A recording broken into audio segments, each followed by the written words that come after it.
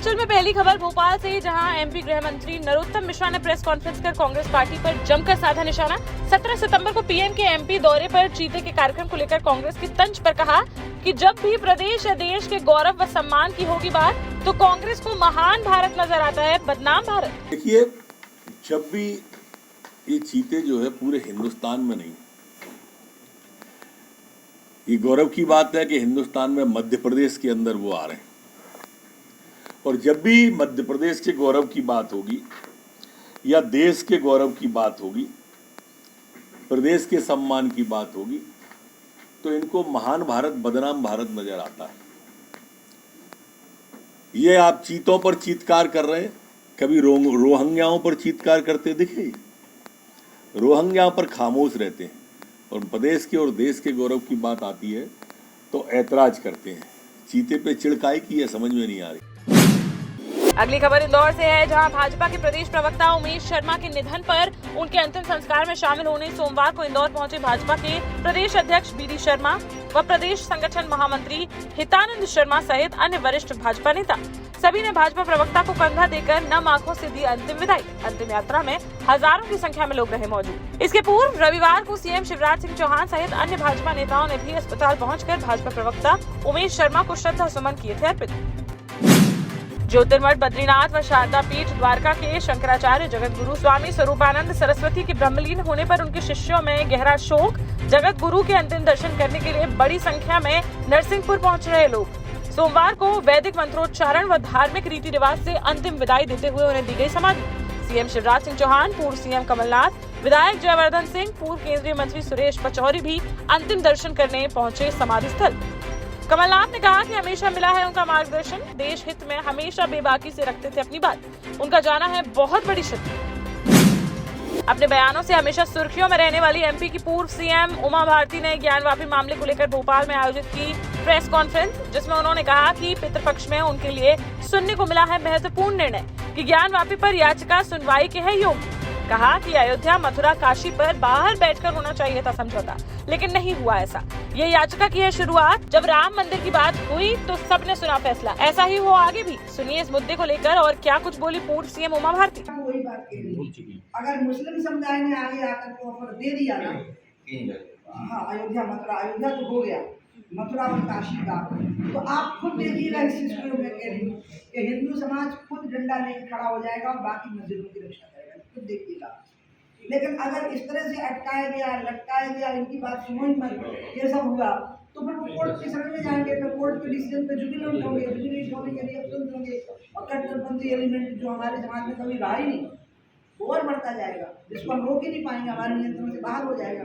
क्योंकि कब तक बेइज्जती करोगे? जब बेइज्जती करोगे तो लौट के मार ही देगा फिर वही। मध्य प्रदेश विधानसभा के 13 सितंबर से चलने वाले मानसून सत्र में दिख रहे हैं हंगामे के आसार। कांग्रेस द्वारा पोषाहार घोटाले और सत्र की अवधि बढ़ाने की मांग पर गृह मंत्री नरोत्तम मिश्रा ने किया पलटवार।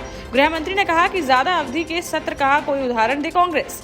सदन में जनहित के मुद्दे उठाने की अपील करते हुए गृह मंत्री ने कहा कि सदन संचालन में जनता के धन का होता है उपयोग, ऐसे में सदन के समय की बर्बादी के लिए कांग्रेस होगी जिम्मेदार। वो जिस विषय पर चर्चा करना चाहती हो चर्चा करें, हो हल्ला ना करें, क्योंकि जनता की गाढ़ी कमाई से ये सदन चलता है।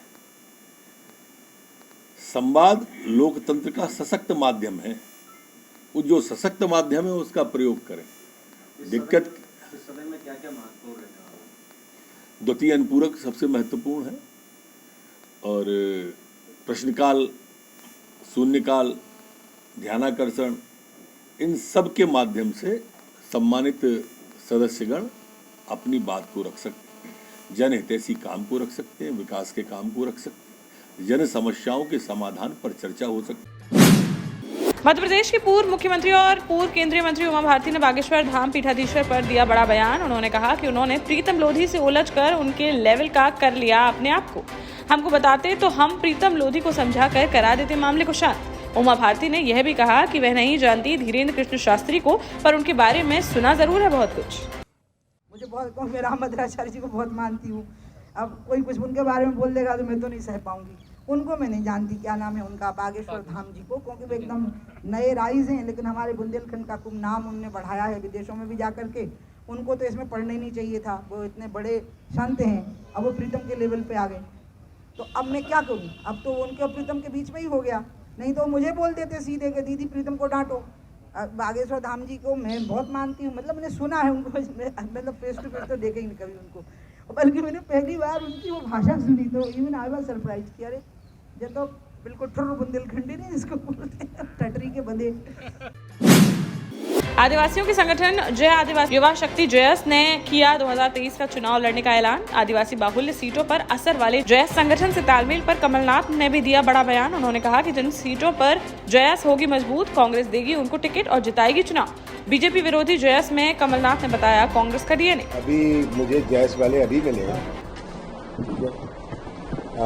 उनके जो 4-5 जिलों में है, मुझे चर्चा कर रहे हैं। मुझे समय समय पर जयस वाले मिलते रहते हैं, उनमें उत्साह है, सब नौजवान हैं और कांग्रेस में जहां भी जयस जीतने की स्थिति हो, जयस का डीएनए कांग्रेस का है, ये हमें याद रखना। वो तो खुद कहते हैं हमें बीजेपी की मदद नहीं करनी, पर हमारे साथ न्याय हुए। मैं उनकी बात से सहमत हूं, जहां वो जीत सकते हैं क्यों नहीं टिकट देंगे। और आज जयस में केवल भील, बिलाला, गौंड, कोरकू समाज, कोल समाज, ये सब समाज है। ये तो आदिवासी समाज में आज ये सब समाज जुड़े हुए हैं। तो जयस से जहां वो जीत सकते हैं और नौजवान है, आवश्यक रूप से हम जीतने वालों को टिकट देंगे।